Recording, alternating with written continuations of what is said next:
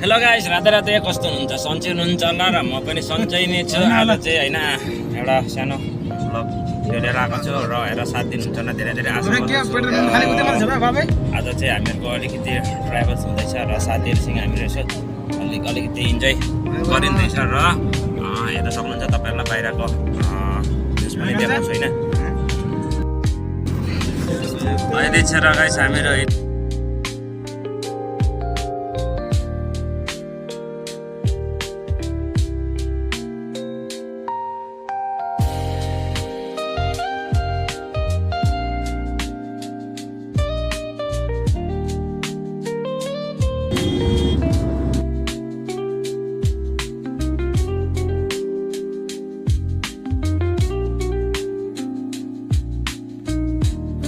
र गाइस हामीहरू चाहिँ फाइनली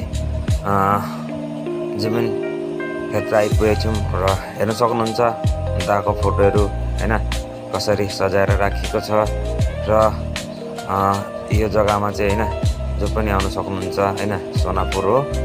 हजुरहरू पनि अब जिमिन दा आउँदाखेरि त भेट्नु सक्नु भएन होइन।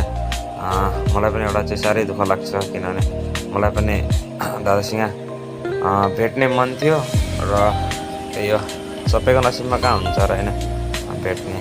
त्यही पनि होइन दादालाई अहिले छेउमै भेटे जस्तो लाग्यो र यो हेर्नु सक्नुहुन्छ दादालाई होइन कस्तो राम्ररी सजाएर राखिएको छ। हुन त जिमिन दा होइन सबैको मनमै हुनुहुन्छ र हेर्न सक्नुहुन्छ उहाँलाई राखेको जग्गामा है।